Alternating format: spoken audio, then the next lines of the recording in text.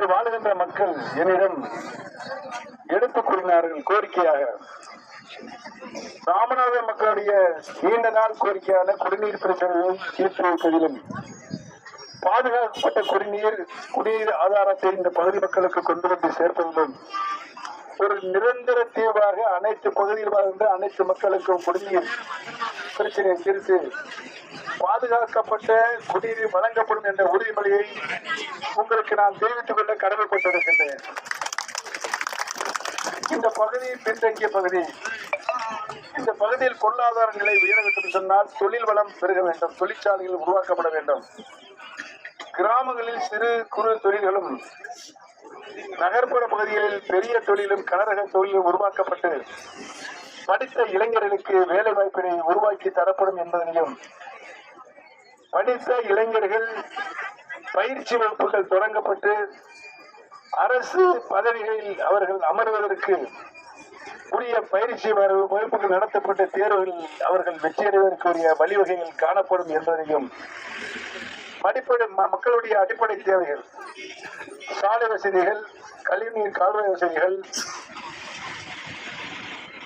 தெருக்களில் மின்சார வசதிகள், மகளிர் சுகாதார வளாகங்கள், சமுதாய கூடங்கள், இப்படி மக்களுடைய அடிப்படை தேவைகளை இந்த பொது மக்களுக்கு கொண்டு வந்து சேர்ப்பதிலும் அரசின் நலத்திட்ட உதவிகள், அந்த நலத்திட்ட உதவிகள் மத்திய அரசின் மூலமாக அனைத்து மக்களும் அவருடைய திருக்கரங்கள் நேரடியாக கிடைக்க செய்கின்ற ஆட்சியை உறுதிப்படுத்துவேன் என்பதையும், ஆக இந்த பகுதி மக்கள் என்னென்ன கோரிக்கைகள் வைத்திருக்கின்றார்களோ அந்த கோரிக்கைகளை அனைத்தையும் பெரியவர்களே, தாய்மார்களே, உங்களுடைய அன்பான ஆதரவனை வாழ்த்துக்களை பெற்று நாடாளுமன்ற உறுப்பினராக தேர்வு செய்யப்பட்டவுடன்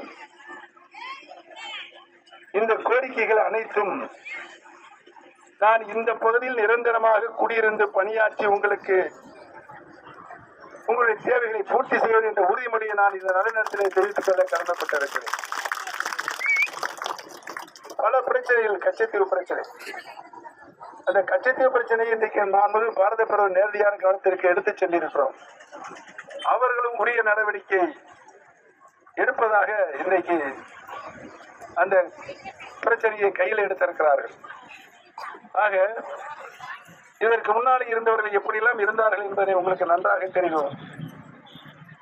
என்னை பொறுத்தவரையில் ஒரு மக்களுடைய பிரதிநிதி வாக்குகளை வாங்கி கொண்டு சென்று பதவியை பெறுகின்றவர்கள் அதற்குரிய சேவைகளை, மக்களுடைய தேவைகளை பூர்த்தி செய்வதில் முன்னின்று பணியாற்ற வேண்டும் என்ற எண்ணத்தில் நான் 24 நேரமும் மக்கள் பணியை செய்தான்.